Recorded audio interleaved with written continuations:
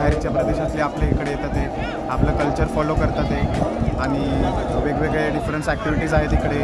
तसंच आपल्या इथे लाईक सिव्हिल गार्ड्स वगैरे, त्यामुळे प्रत्येक सेफ्टी प्रिकॉशन्स घेतलेले आहेत. त्यामुळे एक भारी आहे की लहान मुलांनासुद्धा किंवा आम्ही आमच्या फॅमिलीसोबत जरी आलो तरी खूप चांगलं एक्सपिरियन्स भेटेल आम्हाला इकडे.